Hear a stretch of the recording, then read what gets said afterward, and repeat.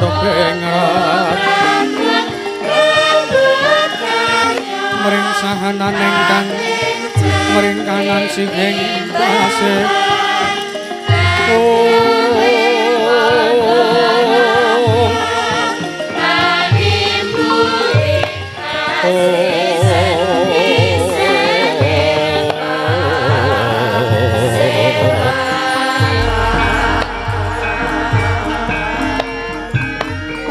Para para Pandhawa yoga mula mangung sireng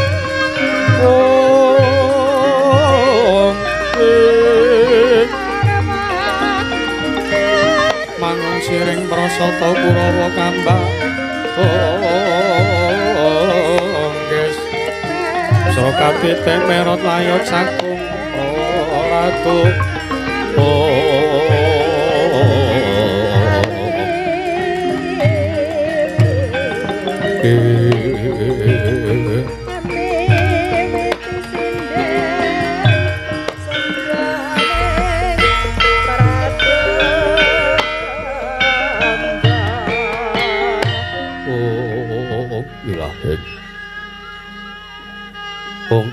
Wilahen awigna mastu purnama sidam Aum awigna mastu purnama sidam silat mriyewang jagat karana sirang tondo kawisisaning bisana sono sinawung langgeng belok pesta maksih lestantung lambang Buddha jinantara tutur katula tetula-tulat mare labdeng parabdya winisida ngupama parameng niskara karana dadi ing jaman purwa Gonggo, Gonggo, Tri Gonggo, Durga mendak kala sirna.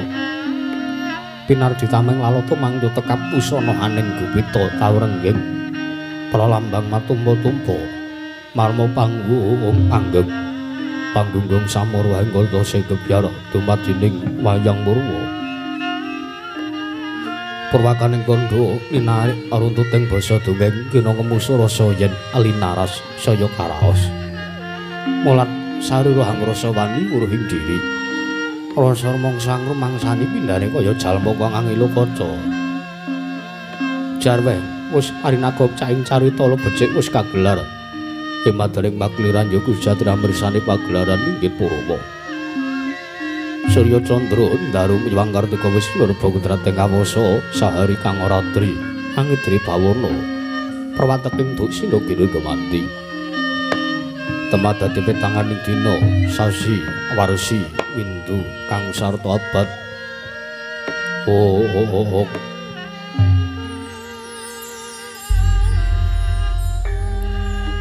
Dok tunggulan tangkar mangkarta isine rambun kaya jawab padeng remya datu padang kutu alang atoga buron wana yang buronto ya dadi branakan tanpa wicalan padang tarangan sinari sanggewang arep nawi ingkang arsa mrubawani jagat Mungging sakar wetan mungup-mungup mungging alingan gerabang merenganga lamun kaek saya hanjilat milato bumi saya dangu sumrup sanggewang arko kados meblat kanan kiri ning abang wis mujenar kapur bawan sinari sanggewang basanta tanem tukaton ijo royo-royo hamangku gunung ingkang katon biru moyo-moyo Poceng gunung kinemolan ngudan kasil ing Prabancana lenggut kanthi kaya gunung Makutha mega. Tan wetawis dangu seleng kawula dasih. Den rasa angupaya buka karep Tegal Sawahi. Angluhur Slodatan ana pedhoti sinambi sendunan. Sesindinan mikul garu lukune. Giring raja kayane sawanana pirembagan samara wangi. Sanggang Ngarkasa dangu inggil wis katon melok sinari jagat dunung ing kiblat papat loro kidul wetan saha kulon sinari jagat kang samya rebundada arep butujo arep buka kuwung panandene datar wonten ingkang amadani kekuwung ing praja negari ing Amarta ya sinebut praja negari Ngendra Prasta ya negara ing Batara Kawarsa ya negari ing Cintakapura Apancarya kinarya pambukaning kandha sakratri ing mangke negari Amarta dumadi saking pulo-pulo bebanjaran sinasapan toya menawi nambe ombeng samudra binang langut kang tanpa pagut pegate paningal kapantuk uruting Cakrawala wane-wane cakrek ewa wisik samanah kineping jurang corong kinepung gua serung kinarja sesuing peksi lawet yang sarang burung wonten ugi pasiran tersasana jembar kebegane pasir gumelaring garis ing pinggir tanem tuwang rembuyung royo-royo karang witri arwe-weron klapa bumi subur pasiten mawur satengah nandur tangkar temangkar kawuryan dadi gunung-gunung bebanjeng kandhang rangsang langit lenggak-lengguk lampahe toya kang mijil saking sendang-sendang ning tirtane iline kang pinara-para pelayune kang tinampi wadhuk benendung-bendung kinari hangileni sawah yang pategalaning Narakesma mokal panguling tetene bebasan datan bumi sajek kangkeng selo sadya tinandra kang merakapi pandya Bathari Slagdar pasabinan ya ruk misare kang pinangka pratiwi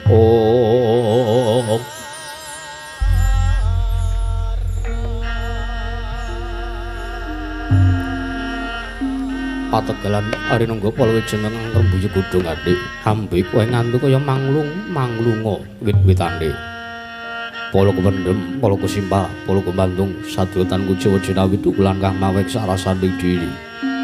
Ingon-ingon raja kaya tewen sansaya ngrembug lamun sangat glaring manggonan. Lamun wanci surup surya samya bali mring kandange sowang-sowang. Datan ana carane kandhang nganggo nanjeng palang labetep saking tindak Durjana Cuti. Samya sahyek saeka katya karya luhuring nusa bangsa tuwin negari Indraprastha. Wana gungi bangi gunung anggung nungsa lestari tumurun trah tumrah sada dadi huruk-huruk kan lingkungan langgung lamun to tinali sampun samya samet mring sesageban sepentep saking tindak sansaya sinansaya wada winodanane momat sinamatan daya dinayan sawiji-wiji mapan sejatining jejeban kang pinuji temah mawujud manunggaling cipta rasa karsa kang sak temah babar karya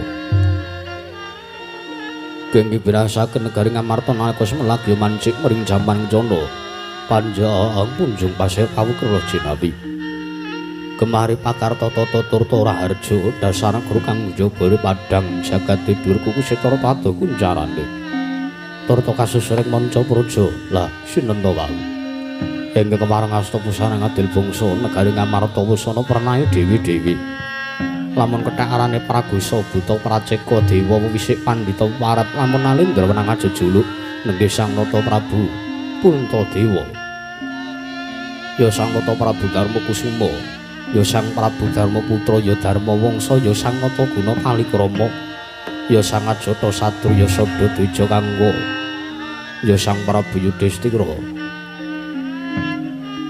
Nalendra pakuning bumi ingkang anggung jejegaken kantaman ari sajaba lenggahing madaning dampar cana datan mantra-mantra sipating Bata Riyaya Sang Hyang Bathara Darma Dewaning Labang Ijawantah binayang bayang sangjaning Purahapsara Hapsari manggung kanggo Jaka Maloro-loro yayareping samudra daratan nampi pisanipun sangya para kadang nata ingkang sampun kanton ngaglah bergagah yaya prayit nanggemu mbung panenggak Pandha Satring Jodipati Sang Raden Arya Werkudara panenggak Pandha Sang Raden Arjuna Natanggaraka Sang Prabu Sri Bathara Kresna parandina nampi rawuhipun pandhita ing saka lima sran saking nagari Ngastina nggih Sang Tapa Begawan Durna dadosaken wedharing lisan Nata Prabu Puntadewa wau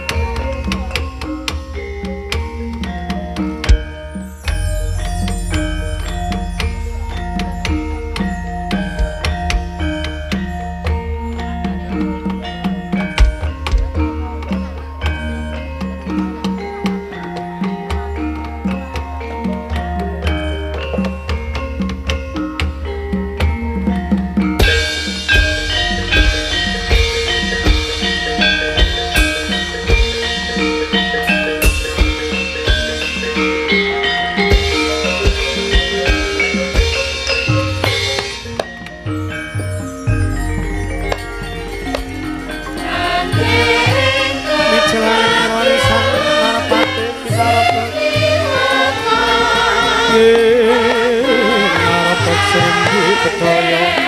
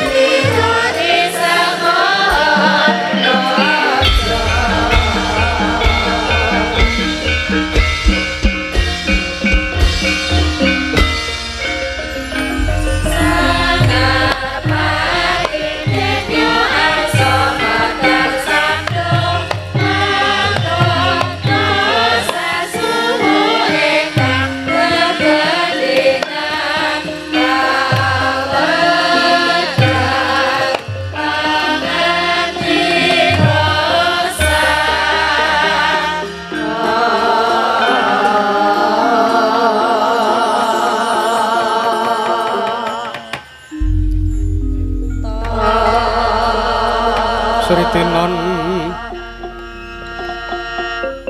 neng pasewakan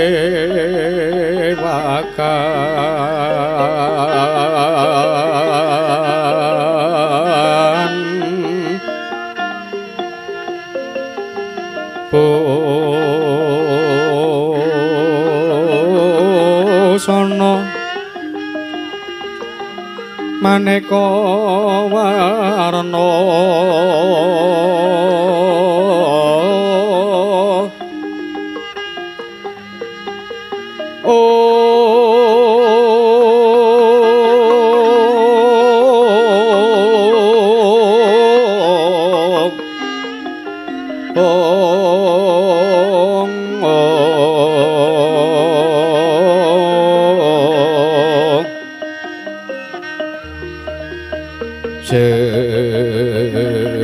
Pak Puspita ing Udyana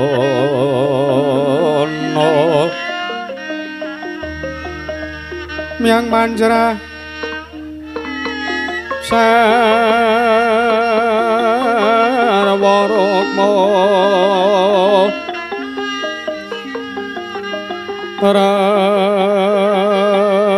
ranggeng manik nara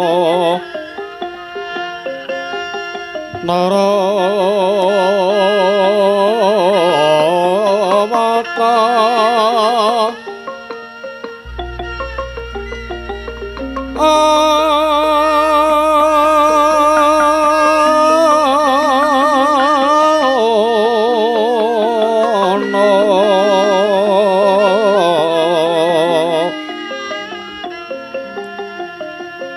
Obro Prabanyo kang sumirat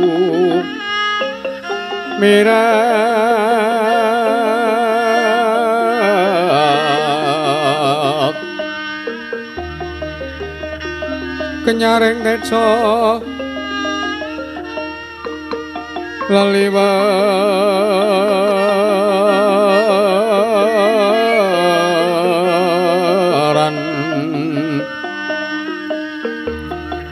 lerki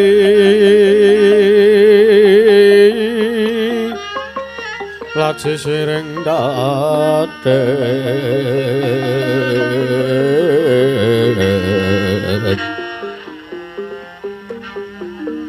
wimbo kekondo mrek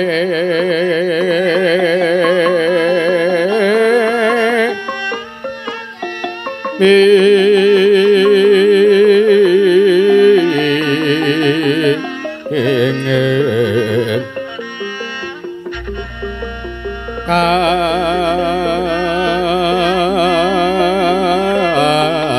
ati upeng maruto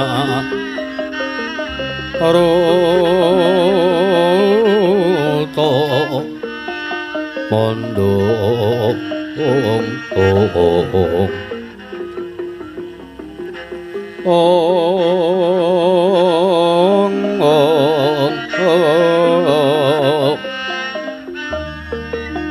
saparan mangambar kongas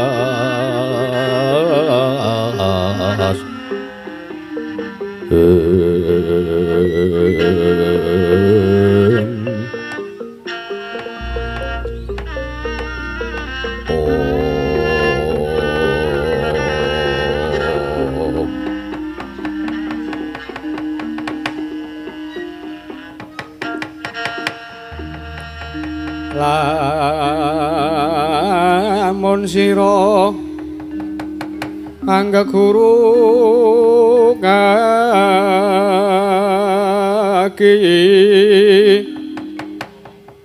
amilya manungsa kang nyata engkang becik martabate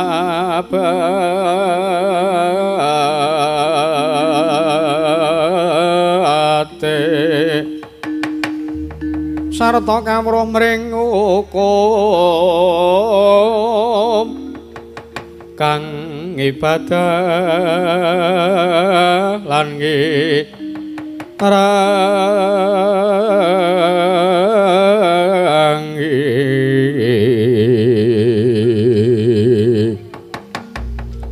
sokoro leh wong topo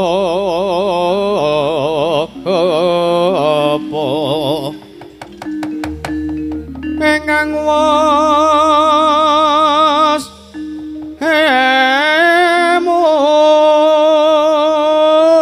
munggul tan mikir pawenging liyan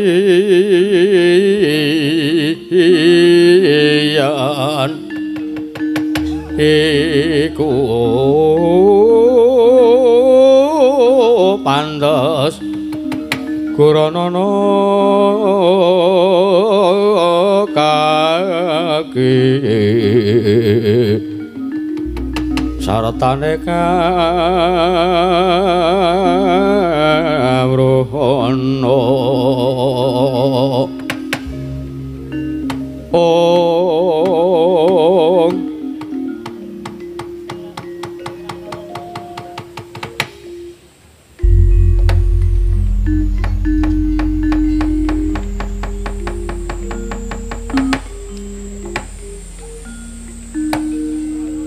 Dewang Agung mugi ngayomana marang para janagara ngamarta saisinipun.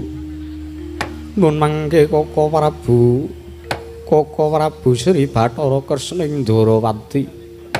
Koko Prabu sadaya lepatipun kang rayipun Darma Kusuma diagung mangaksami. Ngantos duna dungkap anggenipun kang rayipun Puntadewa. Badhe ngacarani dhateng rawuh paduka Kanjeng Koko Prabu. Malah ing sakmangke Koko Prabu para Pandhawa nampi rawuhipun Bapa Nembandurna inggih Paman Kumbayana ing Sukalima ingkang sampun kepareng tedhak rawuh minggah wonten ing Datulaya Praja Negari Ngamarta. Koko Prabu Sri Bathara Kresna ya jagat pangestu kawayah Bathara jagat. Yayi Prabu kasinggihan sampun ngantos kuwatir saklebeting manah paduka Yayi Prabu Darma Kusuma anggen paduka randhat ngacarani dhateng pisanipun ingkang raka ing Dwaraka. Yayi babar pisan ingkang raka ing Dwaraka mboten gadhahi raos mesgul saklebeting manah. Malah kepara sakmangke kula suwun kanthi sanget paduka kepareng ngacarani saha andangu dhumateng rawuhipun Paman Durna ing Sukalima. Jernyatanipun nadyan sinebat ingkang raka ing Dwaraka menika pujangganing para Pandhawa nanging langkung wigati menawi Paman Durna langkung ruwin ingkang katimbalan. Jernyata menika gurunipun para Pandhawa ingkang sampun kathah paring ilmu dhumateng pun para Pandhawa. Pramila Yayi, babar pisan kaicala jiguh lan perkewuh Durgamu sangga runggi. Sakmangke kepareng animbali dhateng pratanipun Paman Durna inggih Paman Kumbayana ing Sukalima. ngaturaken manuwun jernyata mekaten pangandika paduka Koko Prabu. Kula suwun marayogaken rawuhipun wonten negari Ngamarta. Sampun boten kirang sekeca Yayi. Nuwun mangke Bapa Durna, bapa penembanku mbayaning Sukalima. Sewu lepat aturipun keng putrapun Darmakusuma diagung mangaksami. Jernyata kathah kekirangan nggen kula nyugata rawuh paduka. Kepareng kula ngaturaken asung masegan panakrami mugi kunjuk wonten ngarsa paduka bapa penemban Durning Sukalima. Bapa penembanku mbayana. Lole kentas waru gembal manyar-manyar doneng dungkul wana las tadi wana Dik.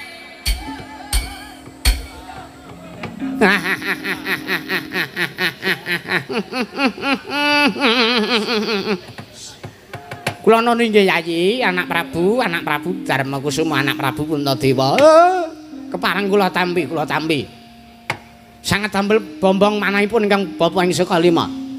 Samangke anggen kula sowan wonten negari Ngamarta, pun sugata kanthi kawonten ingkang remenaken. Babar pisan mboten wonten kirangipun, nggih, mboten wonten kirangipun. Nggih, ngaturaken manuwun nggih. Asung pasegan panakrami sampun ingkang Bapa tampi karya bombong dasmanipun ingkang Bapa ing Sukalima. Mboten langkung kula ngaturaken salam taklim kula mugi katurun wonten ngarsa paduka anak Prabu Puntadewa, anak Prabu Darmakusuma Tlik. Inggih Bapa Penemban Durna sampun kula tampi damel bombong tiasing manahipun keng putra. Nggih. Mboten langkung kaprayogekaken rawuhipun Paman Durna. Sampun mboten kirang kepenak, sampun mboten kirang prayogi sowan kula.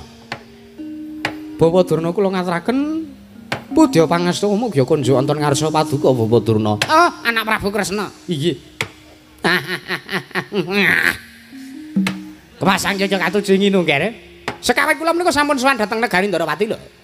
Nanging kunciwaning manahipun ingkang Bapa ing Sukalima sareng kula sowan wonten negari Ndaraka. Oh, lah kok Nayaka negari Ndarawati sami matur samya ngandharaken bilih samangke paduka anak Prabu Sri Bathara Kresna nedeng tedhak nedeng rawuh wonten negari Ngamarta. Oh, pramila kula nuju kawonten wonten negari Ngamarta. Nggih, Bapa Durna nggih. Salam taklim kula kunjuk nggih.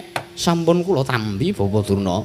Mboten langkung kaprayogakna lenggah paduka. Sampun mboten kirang kepenak. Wah.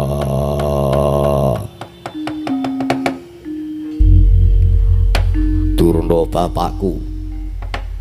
Kumbayana bapakku ya Durna, guruku ya wong tuaku Sukalima.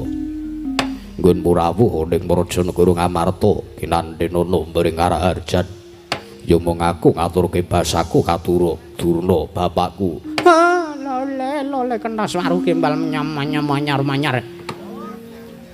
Werkudara Yawa, anakku wong gagah, anakku wong piteksa, anakku wong jarat Werkudara. Kowe atur basa ngersanipun Bapak wis sak tampa ya Werkudara. Ya. Pangestumu tak jaluk. Tampanana. Tak gegem dadekake jimat prayogan rawuhmu ning Prajanegara Ngamarta, Durna bapakku. Kaya wis ora kurang kepenak Werkudara. Urung apa-apa kok wis tarter. Urung mlebon sego bareng ter. Iya. Jimat apa? Bapa Durna kemareng kula ngaturaken sembah sungkem mangabekti kula kunjuk wonten ngarsa paduka pamanku Mbayana. Wong bagus iya Janaka. Janaka ya tak tampa kowe ngaturke sembah ngersaning pun Bapa. Ora pangestunipun Bapa ing Sukalima wae tampanana ya Janaka. Inggih, Janaka sanes Jamaka. Iya. Jamaka cilik semono ki kapan le diet ora? Inggih. Matur sembah nuwun genging manuwun kula aturaken. Ya. Nuwun mangke Bapa Durna. Kados pundi kare? Sewu lepat aturipun Darmakusuma inggih ingkang putra Ngamarta diagung mangaksami. Mboten wonten lepatipun. Mbok menawi kula kaanggep lancang kananten kula rasa ndangu dhateng rawuh paduka Bapa Penemban Durna ing Sukalima rawuh wonten negari Ngamarta. Damel kaget setaning manihipun keng putra Bapa Durna Karanten paduka menika awis-awis rawuh wonten negaring Amarta teka sak mangke sengkan-sengkan datanpa pepoyan menawi alit utusan gandhek sak kembaran agengipun utusan Cantrik Mangwijaya saking pertapan Sukalima nanging dinten sak mangke paduka rawuh piyambakan wonten negaring Amarta kamangka menawi kula wawas anggen paduka rawuh wonten negaring Indraprastha sajak ngemu wigatos bapa penembahan estu kula nyadong dawuh saha kula nungsung pawarta menggah menapa ingkang dados darunanipun Bapa Durna menapa kula sampun pun keparengaken matur nggih iye sampun kula keparengaken maring dawuh Jurnata paduka pepundhen sesembahan kula Bapa Durna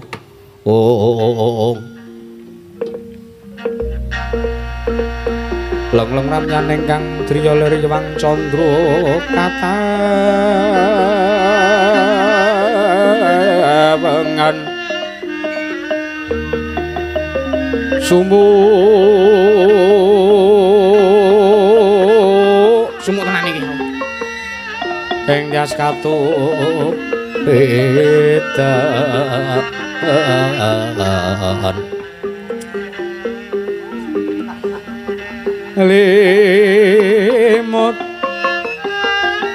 lemot kapyarsaning rujit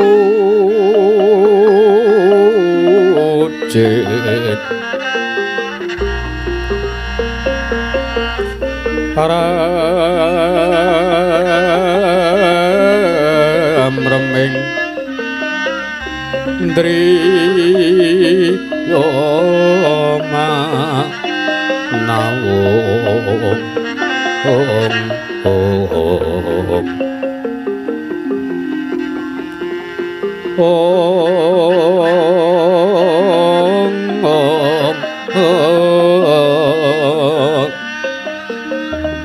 Kakuwunging yawang wisesa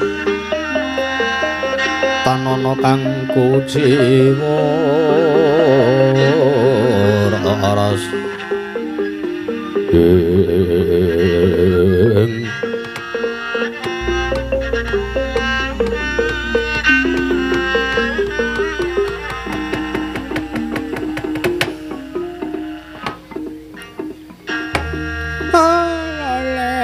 Sang welepat aturipun kang Bapak Sukalima Diagung Pangaksami nggih. Astunipun sowan kula mriku mboten saking pikajengkan kula piyambak. Anggen kula sowan kersanipun para Pandhawa menika mboten saking kekarepan kula pribadi, mboten. Inggih.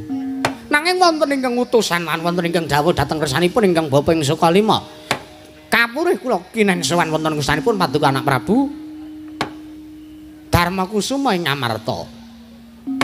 Lajeng sinten ingkang utusan dhateng piswanipun ingkang Bapak Sukalima nggih? Kawuningana. Ing mangke Anak Prabu Duryudana dawuh kalihan kula, Bapak Durna, paduka kula suwun saestu sowan dhateng kersanipun para Pandhawa. Lajeng menapa ta wigatosipun? Kula menika prasasat ngantos pun lemes. Atat bebayu kula, mboten gadhahi daya kekiyatan. Awit menapa? Nglih. Mboten menika nggih, mboten menika sababipun kula lemes. Mboten menika sababipun kula wastra lungset ing sampiran sarah munggo ing lautan. Nanging ngemu dikawanten wonten Raja Negaring Ngastina ingkang sampun wonten Sabta Candra ri kalenggan sak mangke nggih. Negaring Ngastina kados dene Ketaman Welake ing Jawata. Negaring Ngastina kados dene Ketaman Pagebluk. Kathah para kawula ingkang esuk lara sore ketiwasan sore lara esuk kapralaya, Dik. Kathah sanget kawontenipun para kawula wonten Negaring Ngastina. Kula ngantos bingung prasesen temek kurang golek. Anggen kula ngupadi syarat sarana murih waliyaning para Negaring Ngastina. Wanderi gagar wigar datan antuk karya. Para kawula sampun kula rehaken supados nindakaken memetri dhateng buminipun piyambak-piyambak. Ugi datan saged damel sarana waling Negaring Ngastina saking bebaya ruhara ingkang sampun pun sandang dening para kawula sak Negaring Ngastina. Anak Prabu Duryudana ugi sampun bingung. Malah samangke badhe nyuwun pamit, badhe seren anggenipun madheg nalendra wonten Negaring Ngastina. Ampun, nggih ampun. Nek paduka leren paduka nyuwun pamit ngunduraken diri pribadi. Kinarya iki menika mboten dados Nalendra lereh keprabon saking negari Ngastina. Oh, mesakaken para kawula teges menika paduka Nalendra ingkang boten netepi darmaning Kanalendran. Inggih. Lajeng samangke kula mringgakaken becik dhateng pun anak Prabu Duryudana. Gandeng para Satakrama menika gadhahi kadang. Nuwun sewu lho, Nggih. Janjane kula niki pekewo badhe nyuwun senjata pitulung dhateng Rasa Paduka anak Prabu Puntadewa. Jernyatanipun para Pandhawa menika anggenipun dipun sia-sia. Anggenipun dak sia gesangipun. Ingkang mulasane teng nyonya gesangipun para Pandhawa menika mboten sajane mung para Satakurawa. Kula menika ewah lan perkewet anggen kula badhe nyuwun senjata pitulung. Nanging kathah sami nyebataken lan ngundangaken bilih para Pandhawa menika satru ngatetaken ati suci pemayung budi rahayu nadyan ta sapa wae ingkang sengit kelawan para Pandhawa nanging malah kepara para Pandhawa misungsongake ingkang gajah paribasane dhateng resanipun sinten ingkang boten remen dhateng wontenipun para Pandhawa gumarang ing jagat. Pramila nggih. Kejawi kula tinju dhateng kararjanipun para Pandhawa. Kula nyuwun nggih, kula nyuwun kawelasan. Kula nyuwun rasa welas lan asihipun para anak-anak kula para Pandhawa utaminipun Paduka Anak Prabu Darmakusuma. Keparenga sak mangke wujudipun pustaka Jamus Hyang Jimat Kalimasada badhe kula boyong dhateng negari Ngastina. Kinarya Serana tumbal wadaling praja negari Ngastina ke Taman Pagebluk. Malah sak mangke kula rayi ugi sampun sowan dhateng negari Ndarawati nggih. Ing pangangkah kula menika badhe nyuwun ngambil wujudipun Sekar Cangkok Wijaya Mulya inggih Sekar Cangkok Wijaya Kusuma. Kagunganipun anak Prabu Sri Bathara Kresna. Pangangkah kula badhe kula ginakaken srana ngusadani para kawula ingkang nandhang rubeda, nandhang lelara, nandhang pagebluk manyangkara. Menika nggih. Menika anggen kula sowan namung badhe ngebun-bun enjang jejawas sonten kula menika namung badhe nyuwun dhateng Paduka Anak Prabu Darmakusuma kula badhe ngemis ugi dhateng Paduka Anak Prabu Sri Bathara Kresna. Mekaten. Menawi wujudipun pustaka Jamus Hyang Jimat Kalimasada kaliyan anak Prabu Ndarawati, menawi Sekar Cangkok Wijaya Mulya pun paringaken dhateng resanipun ingkang Bapak ing Sekalima. Matur nuwun sanget, matur nuwun sanget. Ternyata sampun ageng lelabuhan Paduka Anak Prabu Puntadewa lan para Pandhawa anggenipun sampun mitulungi dhateng gesangipun para kawula kathah sak negari Ngastina nggih. Matur sembah nuwun, matur sembah nuwun. Ya jagat pangestu Karawayah Bathara jagat Bapa Durna. Kula wonten timbalan. Kaget sotaning manahipun kang putrapun Darmakusuma sareng midhanget pangandika Paduka teka ngrantos kawontenanipun para kawula negari Ngastina. Nanging wasmanten Bapa, kados pundi? Ingkang putrapun Puntadewa menika Pandhawa gangsal. Pandhawa gangsal menika ugi nggadahi pujangga. Pujangganipun Pandhawa inggih Kaka Prabu Ndarawati. Tindak sak pecak obah sak klimah tartentutan satetarusan dhateng resanipun Kaka Prabu Ndaraka menapa pun keparengaken. Lah mriku langkung prayogi. Taren karo sedulur menika ingkang utami nggih, menika ingkang langkung wigati. Inggih. Kaka Prabu kula wonten dawuh Yayi. Kados pundi menawi wujudipun pustaka Jamus Hyang Jimat Kalimasada pun aturaken dhateng Bapa Penemban Durna ya jagat pangestu Kara. Yayi Prabu kula wonten nimbalan. Miturut pangandikanipun Bapa Penemban Durna menika kula taliti menika leres ingkang dados pangandikanipun. Inggih. Jero sabda Brahmana Raja datan kena wolawali. Menika estu ingkang dipun dawuhaken dening Bapa Penemban Durna menika estu. Keparenga sak mangke Yayi Prabu Darmakusuma masrahna wujudipun pustaka Jamus Hyang Jimat Kalimasada dhateng resanipun Bapa Penemban Durna. Malah ingkang Raka ing Ndoraka ugi badhe ngaturaken wujudipun Sekar Cangkok Wijaya Kusuma. Sekar Cangkok Wijaya Mulya kinarya srana usadaning para kawula negari Ngastina ingkang nandhang ruhara nandhang rubeda. Yayi.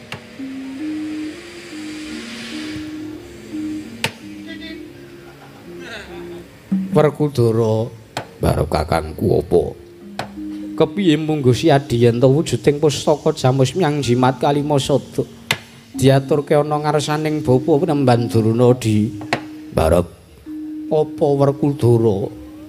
Nek kowe ndahar aturi Werkudara gage wenehno. Kono ngopo aku matur kaya mangkono? Wah, Durna kuwi guruku. Durna kuwi guruning para Pandhawa. Durna wis paring ilmu akeh ana kersaning para Pandhawa.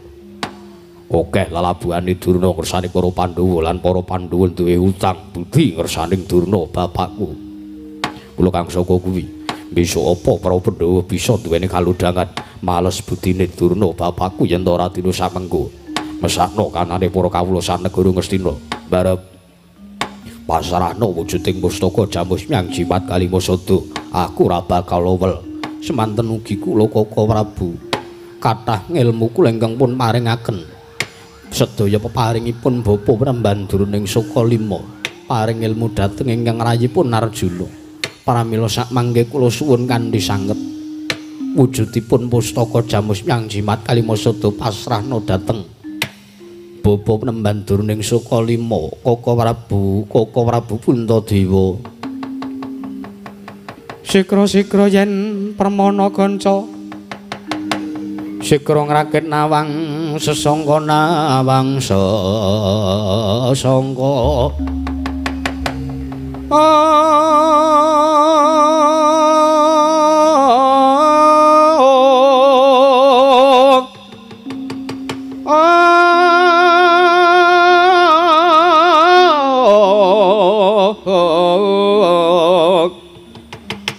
Nalendra Mbak Marwa sing sang katriku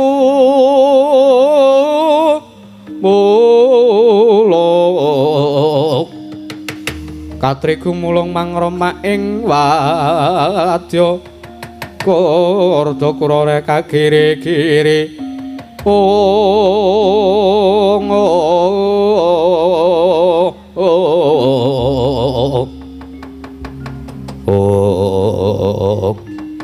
Segebyar katare kolheng kono ta wae. Tidhematening masewaken negari Ngamarta. Nata ing Ngamarta Sang Prabu Darma Kusuma. Nampi aturipun Sang Jopra kadang-kadang Pandhawa. Tintrim madyaning batos. Nata Ngamarta Sang Prabu Darma Kusuma. Teman datosaken kanyut kang pinangka warju. Kanyut jare wong aganten warju jare wong akeca. Inang durung abangi durung manjing dasaring pertala kang saru gegering jaba piyang ngarsa takeping mrika waseban bono amuk apa to kang dadi darunane ora ana macana digajangking medhos saka wantilan kejawi amung sawanipun utusan saking padukan Karang Kademel nenggih majaning Sang Kilurah Semar Badranaya nenggih Sang Kilurah Bagong kadheraken dening ingkang Raka nenggih Kilurah Cakrawangsa inggih Kilurah Nalagaring minggah wonten ing datul Raja Negari Ngamarta pepeh pindha sata metarangan gawe kagiat kang samya mulat.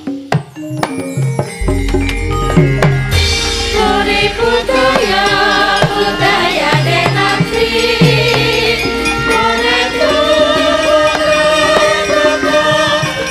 Thank you.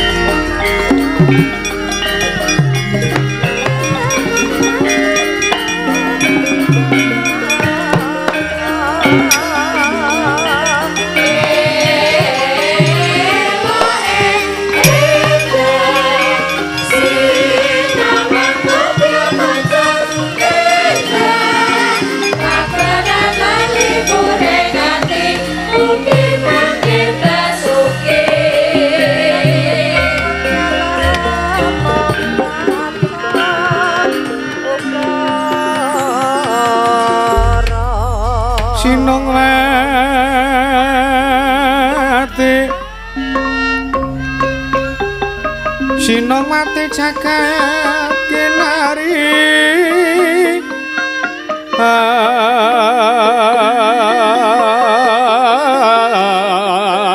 among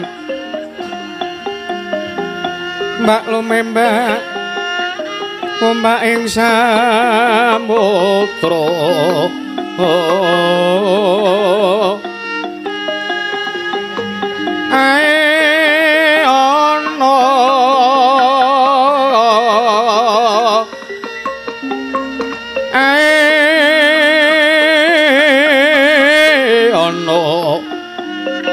bale lumut amreng genggeng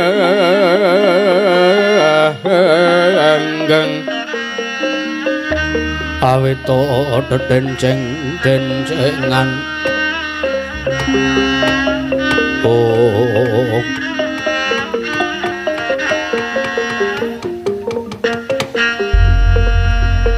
yo jagat pangestu karo wayah Bathara jagat Koko Prabu Kresna kula wonten timbalan Yayi damel kejosetaning tias ingkang rayipun Puntadewa awit dereng ngantos purna nggen kula nampi dawuh sabda pangandika saking Bapa Nembandurna teka sak mangke menika kula nampi sawanipun Panakawan Bagong kalian Nala Garing kamangka sawanipun tanpa tinimbalan Koko Prabu Yayi kula wonten timbalan awana dikaya ngapa menika abdinipun para Pandhawa Bagong kalian Garing menika kathah labanipun lho kalian pun para Pandhawa menika kathah labanipun lan para Pandhawa menika kathah nggadahi utang budi dhateng pun Kakang Semar saat majanipun pramila sawanipun ponakan kekalih menika kadangu mbok menawi wonten wigatos saking diri pribadinipun Bagong utawi Nala Garing piyambak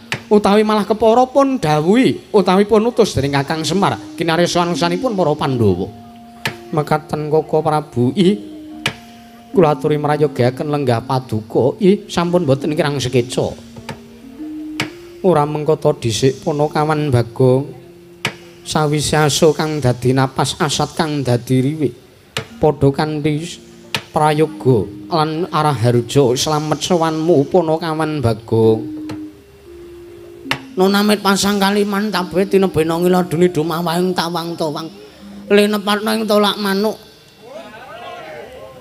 apa Bagong manuk manuke sapa lho kok manuk sapa prita ukarane iki lho tulak manu oh senes manuk dudu oh nggih linepatna ing tulak manu sinuwun sedaya pataturipun kang abdipun Panakawan Bagong diagung pangaksami mboten langkung Paduka Gusti kula ing Ngamarta inggih Ndara Puntadewa inggih sinuwun Prabu Drubreksa nimbali dhateng Andango dhateng rawuhipun utawi sawanipun inggih praptanipun ingkang abdipun Panakawan Bagong sawan kula wilujeng boten manggalangan setunggal punapa tansah pinayunganing kawidadan nering sambikala tedhakipun ingkang abdipun Bagong wonten negari Ngamarta mboten langkung kula ngaturaken sembah pangabekti kula kunjuk sandhaping pepada paduka Gusti kula Ngamarta sinuwun Prabu Puntadewa ya jangkep ukaramu lan tata kramamu Yai non sendika inggih ngatur bekti ngarsaning sun pangestuning sun wae tampanana dahat kalingga murti anu murda prayogakna sowanmu Bagong sampun boten kirang prayoga sinuwun Nala Garing padha kanthi slamet sowanmu Panakawan Yai Nakna nggih sampun prayogi lan pinaringaning kawidatan ing sambi kala sawanipun ingkang abdi pun nala garing sinuwun. Namung saderengipun punten dalem sewu kula ngaturaken sembah sungkem pangabekti kula kunjuk sandhaping pupada paduka Gusti kula ing Amarta Sinuwun Prabu Panji Gelung. Siapa? Kok Panji Gelung iki wayang ya, Reng? Ora ketapro. Ketoprak. Oh iya. Sinuwun Prabu Puntadewa. Ya nala garing tak tampa pangestuku tampanana. Sampun sanget kula pundi sinuwun. Bagong. Non. Kena ngapa sing sowan ana ngarep dudu kok nala garing nanging malah sira. Monggo garing kuwi luwih tuwa mbangane Bagong. Kula gelem ora gelem iso ora iso kula sing enten ngarep. Kula sing diutus kalih bapak, kula sing matur ngersanipun ingkang kawogan ingkang kula sowani nggih menika pun Sinuwun Prabu Puntadewa. Merga napa? Gareng niku nek kon matur malah ming klera-kleru omongane. Wong niki wingi santen bar gejala bisu Gejala bisu. Ngastu niku omong klera-kleru sasar susur. Doreng mbok presake engko gek gejala bisu. Kejawi saking mriku. Gareng niku nyawang mawon rak mboten mesra to. Wong mripate kira nyekel apa-apa ora bener. Nabuh ya ora jegos. Wong tangane tekle mripate kira sikile becik. Apa sing arep dikalapke saka Gareng? Ora wurungan mengke nek matur enten ngarep Gareng sing matur sane paduka malah ming mirang-mirangke. Ngoten. Sia-sia kowe karo aku, Gong. Lho aku ki ngomong kanan sing nyatane kok, Rem. Anak kowe lara ati ya lara ati ya. Ndara janaka kula lajeng wangsul mawon, Ndara. Mulya kowe urung wis dilunasi gek minggat to kono kowe. Anggepe apa ora? Anak mulih mulya. Wong bayaranmu sing nggawa aku kok. Ya wis ora sida mulih wae aku, Gong. Bagong padha slamet sowanmu Panakawan. Wo. Sinuwun Kresna. Oh nggih, Sinuwun Kresna. Wilujeng sowan kula bekti kula kunjuk sinuwun. Iya. Tak tampa Panakawan pangestuku tampanana. Nggih, sampun kula pundi. Panirake lho ora senengane ora. Panakawan Bagong padha slamet sowanmu Panakawan. Lho, pukulan rada. Duduk.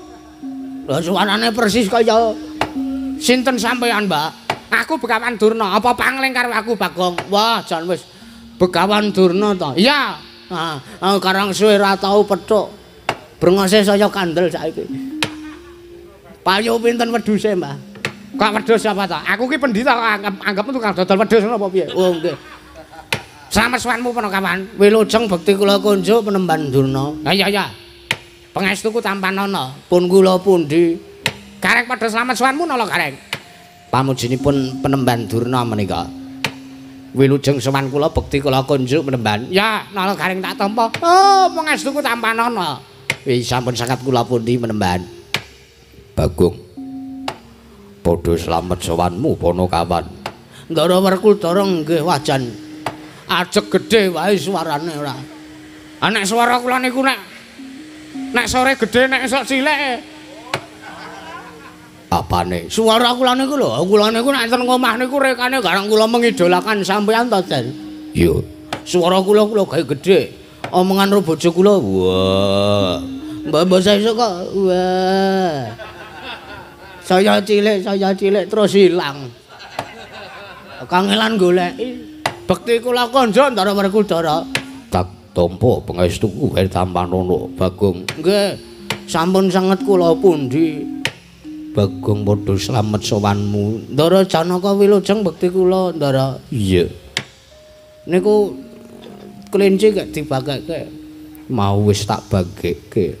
Nanging ya mung ora kapireng dening sapa wae. Iya to nala Gareng. Nggih. Lampun sampun jago kalih sampean kok wau, Den. Iya. Nala Bagong sinten? Kula napa Gareng sing ajeng didangu kula napa Gareng kok Nala Bagong?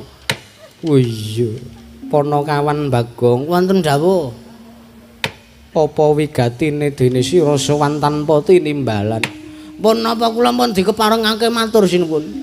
Iya Panakawan tak paringi kalodhangan. Matur sembah nuwun. Ngaturaken gunging panuwun namit samangke kula sampun pun paringi kalodhangan wekdal. Kula kinen matur sanipun Sinuhun Prabu Puntadewa. Lah punapi ingkang dados daharunanipun seniki enten tawon ngencoki weteng kula. Nah. Mbangane ngentup rak terus dadi saya gedhe wetengku kok. Nek wetengku saya gedhe saya ora ketok. Ngapunten saderenge. Kula sewantan pati nimbalan iki mboten kok teges kula lancang. Nanging bot-bote kula nyendikani lan bot-bote kula kepengin ngabekti kalih tiyang sepuhipun Bagong inggih menika Lurahe Semar. Bapakmu Semar nggih. Kena ngapa kowe matur mangkono? Manu Bapak Semar niku utusan kalih kula. Kula kadhawuhan supados sowan ngersanipun Sinuhun Prabu Puntadewa. Lah napa wigatine Bapak dereng paring dawuh?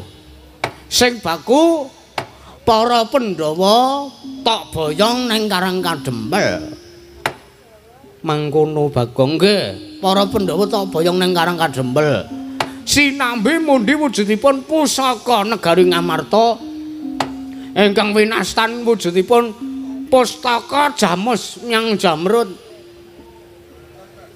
Apa? Pustaka Jamus Myang Jamrut Kalimasada. Pusaka negari Ngamarta kedah kaboyong dhateng ing Karang Kadempel sareng kaliyan Pandhawa gangsal rawuhipun dhateng padukuhan Karang Kadempel. Lah napa sing dadi wigatine kula ora ngerti. Merga bapak ora bloko karo kula ning ketoke bapak wau pun bloko kalih Gareng. Mulane iki Gareng kula jak kula kanthi niki ben dheweke matur wigatine apa kok bapak ngresake pengen para Pandhawa gangsal cacahe rawuh teng Karang Kadempel sinambimu diwujuding pustaka Jamus Myang Jamrut Kalimasada kajenge Gareng sing matur. Mau jare kowe wae sing matur merga jaremu Panakawan Gareng kuwi nyawang wae ora mesra. Merga paningale kira tangane ceko sikile becik kok saiki tok kon matur aku arep mulih wae Gong mulya aku kowe lara ati karo Sinuhun Puntadewa aku memang lidasi nambung aturku kok kowe matur wigatine bapak apa aturna reng oh nggih kula kaparengaken matur nggih sinuwun iya nala Gareng matur nggih wau niku bapak paring dawuh bener Bagong sing diutus teng sowan teng ngersanipun para Pandhawa janjane kula niku ora dijak karo Bagong. Ning bot-bote kula niku nggo pengantep-antep. Bot-bote kajenge para Pandhawa niku pirsa apa sing dadi wigatine bapak kok ngersake kepengin para Pandhawa gangsal rawuh teng padukuhan Karang Kadempel sinambi mundi wujudipun pustaka Jamus Myang Jamrut Kalimasada. Menika bapak kepengin bangun kayangan. Bapakmu ya Kakang Semar arep bangun kayangan Nala Gareng. Nggih. Lan apa wigatine bapak utawi bapak Semar ajeng bangun kayangan kok Pandhawa gangsal sing disuwun rawuh sinambi mundi wujuding pustaka Jamus Myang Jamrut Kalimasada wujuding pusaka menika badhe pun ginakaken serana murih rancak lan kasembadyaning sedanipun bapak anggenipun badhe bangun kayangan mekaten menawi ngendikanipun bapak lidah sinambung saking Panakawan Gareng. Walah ngarep bangun kayangan to Semar ki reng. Heeh. Mbok lakone mbok sing rada antep reng kowe ora. Pengen nang kono kanang peyungan wis Semar bangun kayangan. Saiki ya iya nganti njudeng ndasku kowe. Ayo manut sing ngresake kok rawe iki. Nah, kudu sendika dawuh ora. Heeh. Nganti referensi buku 1001 malam tak buka. Hubungane apa kok rawe iki ora? Aku sangka bingungku. Wong Semar arep bangun kayangan to, Rek? Heeh. Nah niku, wah lah jebule bapak niku ajeng bangun kayangan. Kula bingung kok Semar ora kentekan material. Bangun kayangan kiyeng ning bangun dalan wah remuk. Iya Bagong nggih. Lah niku munggah wigatine bapak utusan kalih Bagong utusan kalih Gareng niku wigatine niku wau. Lah monggo pusaka ajeng diparingke kula matur nuwun wondene mboten diparingke alesan lan dasare napa kula nyuwun katerangan sing gumanthah. Wekdal kula kandharaken kersanipun Sinuhun Prabu Puntadewa. Sumangga. Bagong wonten dawuh. Aku bingung. Bingung? Iya, bingung mikir manuk podang kuning napa? Dudu. Nanging aku bingung pusaka arep tak pasrahke kowe apa arep tak pasrahke Bapa Durna? Lho. Durna? Iya. Lho niki rawuh mriki wigatine napa? Negara Ngastina Ketaman Pagebluk. Bisane Waluya Nirmala Temah Jati. Kalamunta tinumbalan wujuding pusaka. Negara Ngamarta ngengaran pustaka Jamus Nyang Jimat Kalimasada Bagong. Weh lah nggih. Ha kok ora pati nduga mana kula. Ning nuwun sewu lho, Den. Kepiye Bagong?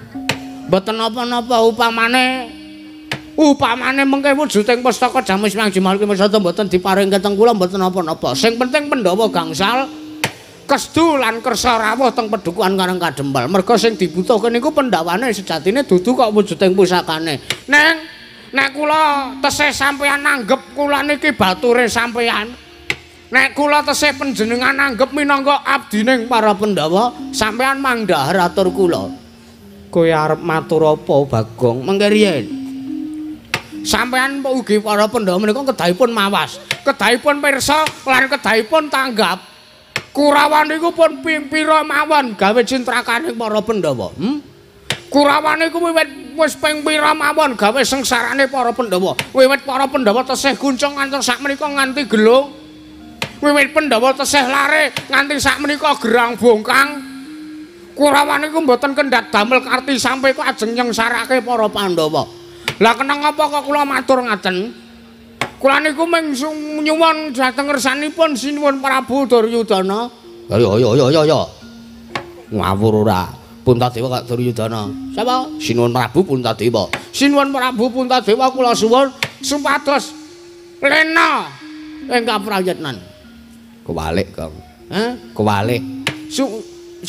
Supados mboten lena ingkang prayitnan. No, supados mboten lena ingkang prayitnan. Nuwun sewu lho niku amit nemu niki arepa gurune Pandhawa ning niki janjane wisa niki wisa niki. Sing wisa apane? Lho cangkeme niki. Niki wisa niki ngumbar wisa niki. Ngati-ati sampean. Pandhawa niku kagungan wujuding pusaka aran Kyai Kalimasada niku dados kekuatan dados cagak tuwake negara Ngamarta. Pandhawa 5 sak kawulane niku kekuatane dumunung wontening pustaka Jamus Nyang Jimat Kalimasada. Lah kok arep disilih karo wong iki. Arep disilih, arep diboyong teng negara Ngastina. Kamangka alesane nuwun sewu. Negara Ngastina Ketaman Pagebluk. Nek miturutipun Bagong negara Ngastina Ketaman Pagebluk niku pun lumrah, pun wajar. Merga napa? Ngastina niku isine mung wong elek-elek. Ngastina niku isine mung wong-wong buangan. Gento kabeh sing teng negara Ngastina niku. Ngoten.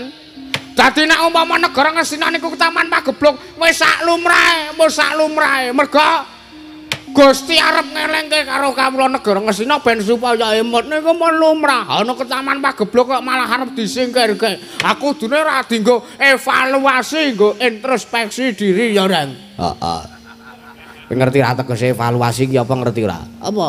Wah, sing ngomong ora ngerti ukarane artine apa. Introspeksi diri ki apa to? Introspeksi diri kuwi ya, Gang. Tak awangi.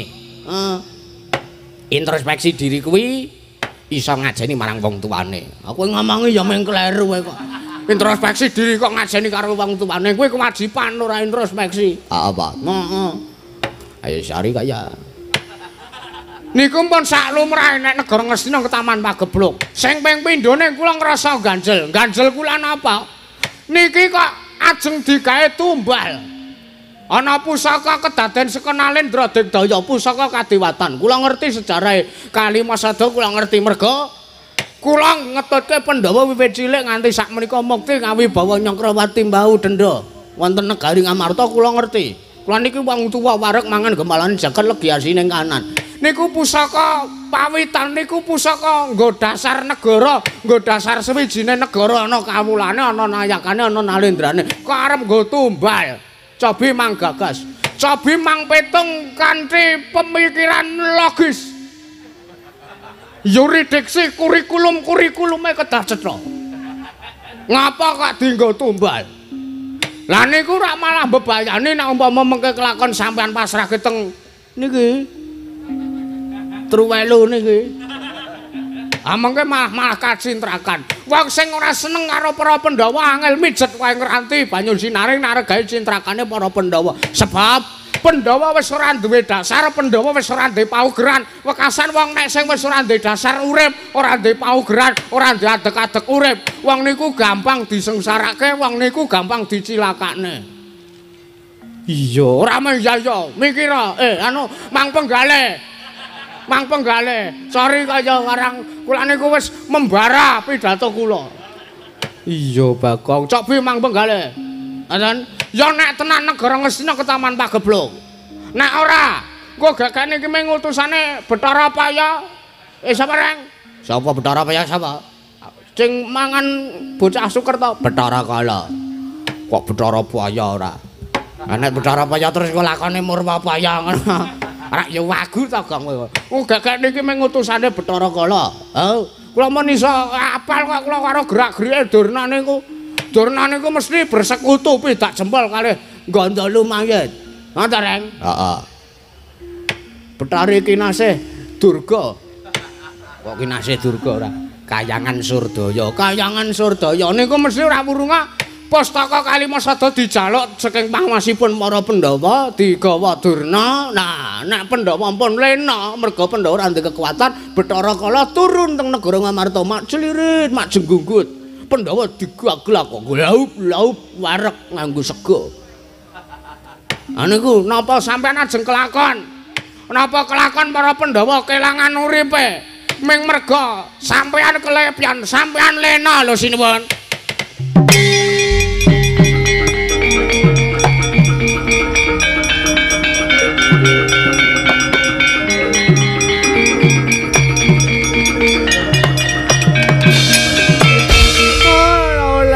Kentas waru gembal manyar-manyar duk neng ndung ana alas dadi wana. Bakak. Apa, Mbah? Lho. Kowe ora basa karo aku. Lho, ngobasa karo wong tukang ngapus niku mboten enten pedae. Ngoten.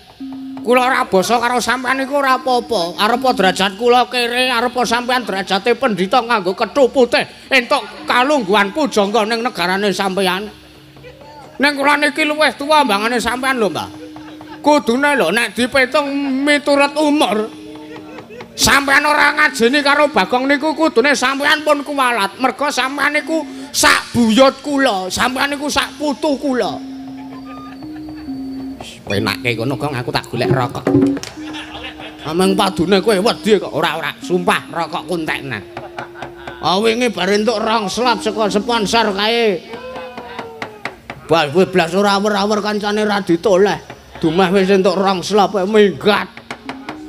Tenan iki entek tenan rokokku, Kang. Wis kono. Bagong, apa, Mbah? Anu apa putuku Durna piye? Oh, ngawu gawar-ngawur ucapmu. Ndruwili kaya grojokan terwete kaya bathak senembu pategalan. Ya ben, ngoten. Kula wani karo sampean niku dasar kula bener. Dasarmu apa? Mengke riyen, Mbah. Saiki dipetung. Ana negara Ngastina niku negara sing kuncara Jayang Bawana lho. Ning nuwun sewu, teng negara Ngastina niku enten Kurawa cacahe 100, Sata Kurawa. Mbako Kurawa. Sata Kurawa niku. Nek janjane nek negara Ngastina tanpa enten Kurawane. Negara Ngastina tanpa enten Kurawane niku tak kira negara Ngastina sengara iso ke Taman Pagebluk merga kawulane niku padha manekung manembah marang ngersaning Gusti Kang Maha Kawasa. Wekasan Gusti paring ayam, paring tentrem, paring jenjem dhateng ngersanipun para kawula sak negara Ngastina. Nanging piye maneh gandeng negara Ngastina niku enten Kurawa. Kurawa niku watake nista, budine Candala angkara watake nista, budine Candala candalane nista angkara watake niku sing dadekke negara Ngastina ke Taman Pagebluk, Mbah. Sampeyan kudu iso nglejah lho eneng kene iki. Bagong, nun. Oh, lah kok sembetengan aturmu kowe ngiyas karo Begawan Durna. Kowe cubriya karo aku nek aku ki arep gawe sengsarane para Pandhawa. Oh, ora bakal, Bagong, ora bakal. Nuwun sewu, wong ki ora nek sing ngerti kok. Giri lusi jalmetan kena kinira, kedung jero iso dijajaki atine menungsa sapa sing ngerti, Mbak. Sampeyan iso daki-daki omong kaya ngoten niku, sampeyan iso daki-daki omong nek Negara Ngastina Ketaman Pagebluk. Lahire sampean ngomong ngoten ning batine sampean nyilih pusaka Ngamarta ming arep nggo gawe cintrakane Pandhawa. Niku iso uga kedaden lho, Mbah. Sampean niku tesih menungsa kedunungan ina lali salah apes lan mati kaya kula. Betake kula kedunungan ngelih. Ngoten. Wah, Bagong. Pripun? Kowe aja wani karo Durna, bapakku, kuwi guruku.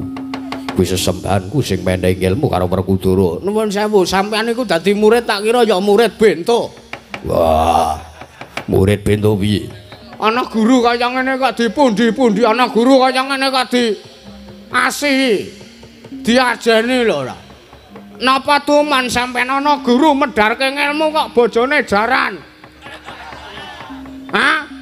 Ana menungsa guru sing jare digugu lan ditiru kok karo jaran arep. Engko gagak sampean yo wedhus karo wedhus. Wah, aja kaul. Lereno lemu ngoman-oman karo Durna bapakku. Yen kowe ora leren omong kaya ngono ning ngarepe Durna bapakku, aku sing tegel karo kowe. Mboten napa-napa sampean tegel kalih kula Den. Ora apa-apa sampean tegel karo Bagong. Kula niki momong sampean wiwit cilik, wiwit tesih wujud bungkus. Kula niku pun ngetutke sampean. Nganti sepriki kula momong sampean. Kula akeh lelabuhan karo sampean. Nggih sari kula mangke ora kok kula sambang ora kok kula umuk niku mboten ning kasunyatane ngaten. Mboten apa-apa nek sampean ajeng tegel kalih wong tuwa kaya Bagong. Neng eling Den, mangemot-emot. Sampean niku luwih enom bangane Bagong. Sampean niku mung sak putu kula mung sak buyute Bagong.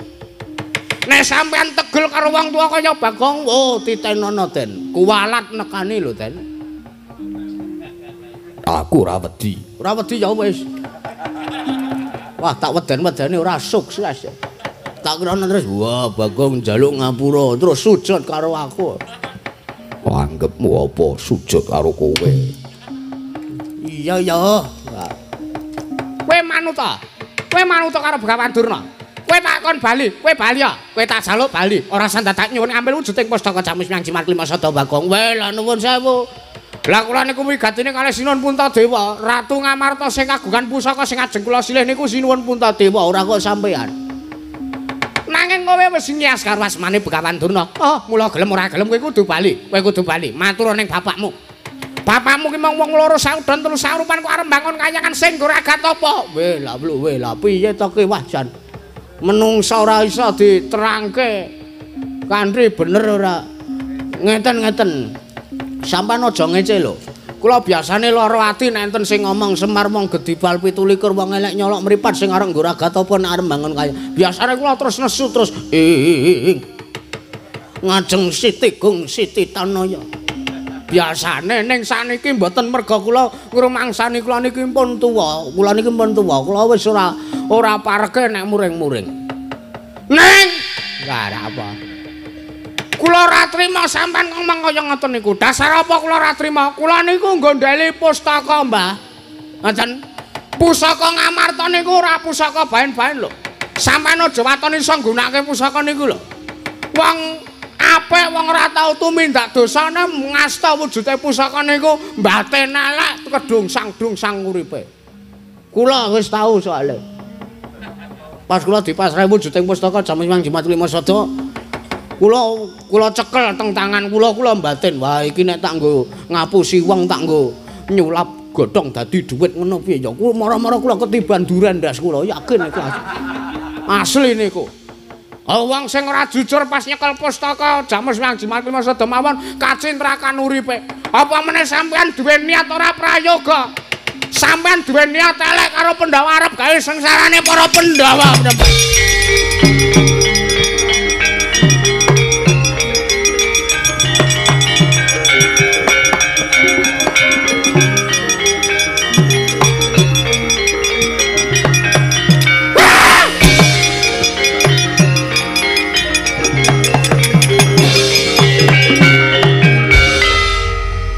Kesuwen menungso ora tatan. Lah kok ngoman-oman. Cangkeme ora kena diatur. Cangkeme ora kena ditata. Durna. Durna.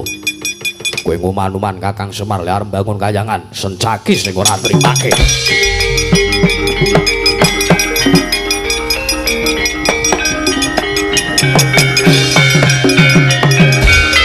Wah, Bungge.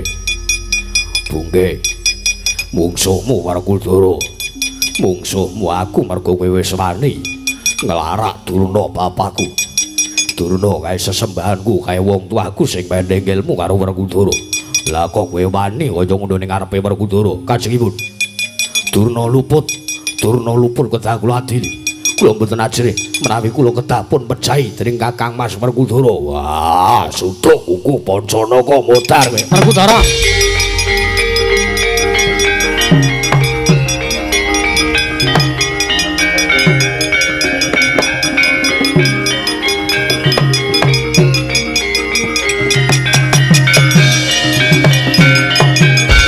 Werkudara sing sareh sing sareh nek Werkudara sia-sia karo Sencaki pun Kakang sing ora nrimake.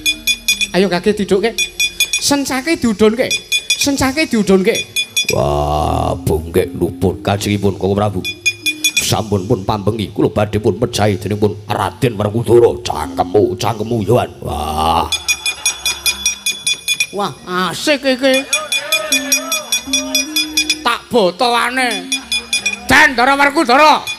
Bagong wi Niku wau mboten mung nglarak Begawan Durna ning wau keteng anu kula tekan mriki teng jaba pun omong-omongan kalih kula. Apa wi? Ndara Sencaki niku lho. Bagong ning jero enek Durna, engko nek ana kalodhangan padu aku tak maju tak larake sirahe. Wah, edan. Mboten Kakang Mas, mboten. Bagong mriku cangkeme ping tumbak cucukan. Weh, lah seksine wong semene mbane, Jek. Areng ngapusi apa kowe? Dipiting sing seru mawon Ndara. Wah. Kakang Prabu. Werkudara jedan Werkudara. Culke. Sencaki diudhunke. Nek kowe ora manut karo pun Kakang tiban senjata cakra. Wah.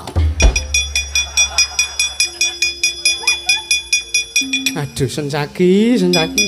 Kok dadi kedarang-darang lelakonmu. Werkudara ku ya sak geleme dhewe tenan kok ora. Ana karo adine kok ming waton dimbrukke.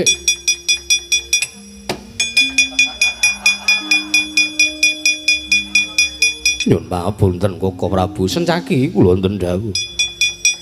Sesuk meneh arep temindaki dipetung. Ih, ngestaken dawuh. Heeh, dipetung ora. Oh, iku tombak cucukan. Kapan aku muni ngono mau? Lho, wau nika. Ora.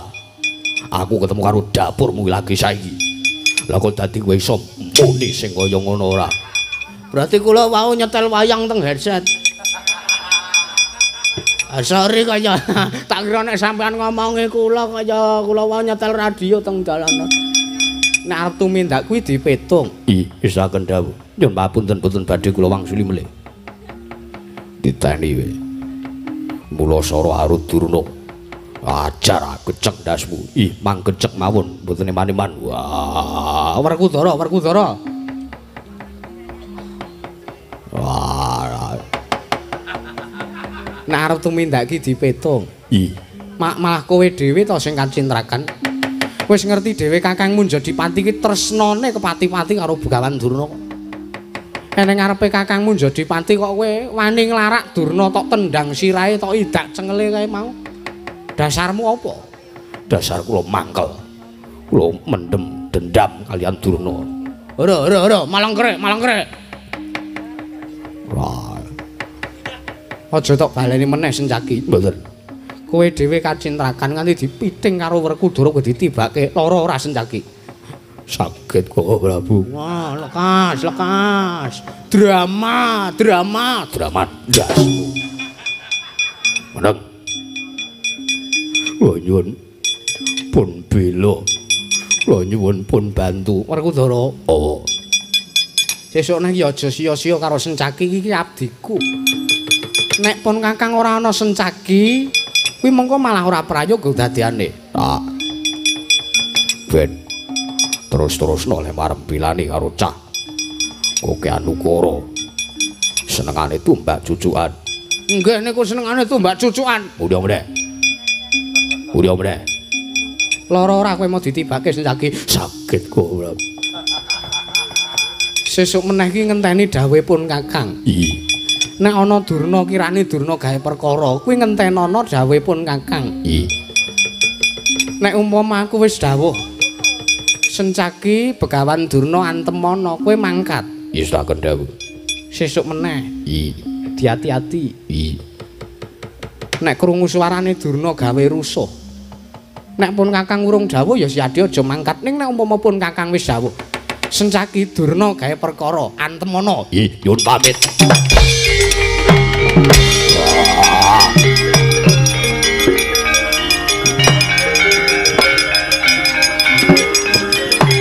Lho.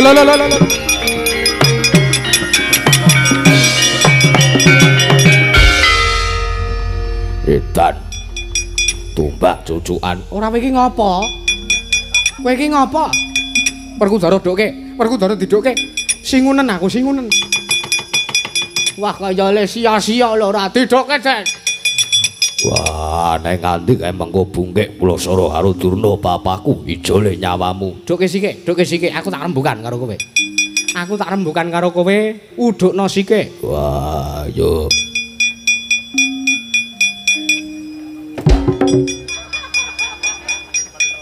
Ngawur ora. Yuh mlinder ki lho. Nganti Durna dipulasara karo Sencaki kowe. Kowe sing dadi jole. Iya ya engko sik to tak terangne, tak jlentrehne. Aku mau dawuh piye karo Sencaki? Sencaki Durna kae perkara antemana. Lho engko sik aku ora nganggo umpama to. Aku ora nganggo umpama. Nek umpama aku dawuh ngono ya Sencaki kon takon budal. Lah ning pun Kakang ki ora dawuh, mung umpama. Mengumpama dong ora kowe. Wah, Lho. Aku malu dipiting dan tiban senjata cakra. Ki pusakaku kok ya dienggo lho. Perkudara, apa? nek nganti kowe mulasara karo Sencaki, pun Kakang sing adili karo Siadi. Wah, edan. Monggo Sencaki wis kebacut budal arep mulasara karo Durna, aku sing ora nripake.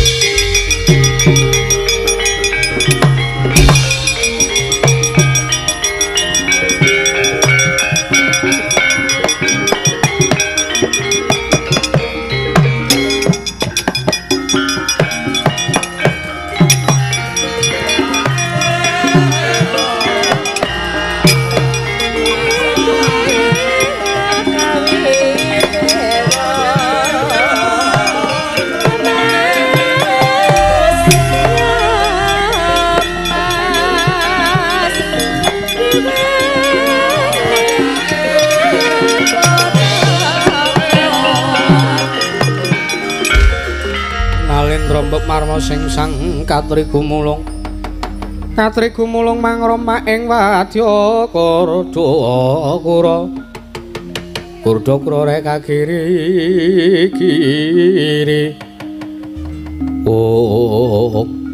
Koko Prabu kriwikan dados grujukan geguyon dados tangisan Yayi kula wonten timbalan nuwun sewu sedaya perkawis menika kula wau pun jering perkara namung wonten ki Lurah Bagong. Lho. Sejak kapan sampean dadi Jaya Endra ki? Lho, Jaya Endra piye? Lah kok kula sing disalahke iki lho. Ora tak takon, nggih. Sing nantang padu karo Begawan Durna mau sapa? Kula. Dasarmu, dasar kula nggondhali pustaka. Merga kula ora ikhlas nek wujuding pustaka kajeng diboyong karo Kurawa. Ming arep ndek niat elek karo para Pandhawa. Lah karepmu, lah karep kula gondhani. Mongko kae Durna nggawa Kurawa segelar sepapan. Weh lah. Tenan apa? Iya. Kowe tanggung jawab. Tanggung jawab. Nggih. Tekate lah. Wis diutus karo bapak. Kon mboyong Pandhawa ya tak boyonge saisane. Ning Kurawa tak undurne sik. Nggih to, Den? Iya, kono. Nggih. Nyuwun pangestu nggih. Iya, tak pangestoni nggih. Nyuwun nyuwun pangestu. Iya Bagong tak pangestoni. Nggih. Ndara Janaka nyuwun dongane, muga-muga menang kula musuh Kurawa. Iya Bagong. menanga musuh Kurawaja kalah nggih. Nek kalah nggih namboki nggih ta? Iya. Gelem ora gelem namboki nggih ta? Iya, nggih. Mangga wong arep perang niku nganggo ragat. Iya. Ragate apa? Lho, duit lho. Dudu wong perang kok duit anggapmu wong jajan. Lah terus wong perang niku ragate napa? Wong perang kuwi ragate tenaga. Lah sakniki tak takon duit niku marahi ndek tenaga napa mboten? Iya. Lah nyuwun. Ora nggawa, pahit. Ilmu pendremisan ora kanggo saiki. Koko Prabu, kula wonten dawuh. Miturut paduka, kula kedah ngawrati ingkang pundi? Yayi, wonten dawuh. Menawi miturut ingkang Raka ing Dwaraka kedah ngawrati dhateng gayanipun Kakang Semar. Awit menika becik, awit menika sae lan gegayanipun Kakang Nayantaka menika luhur. Sampun ngantos pun lirwakaken mekaten Koko Prabu. Malah sak mangke kula suwun menawi sampun sarujuk Koko Prabu para Pandhawa badhe bidhal dhateng padukaning Karang Kadempel.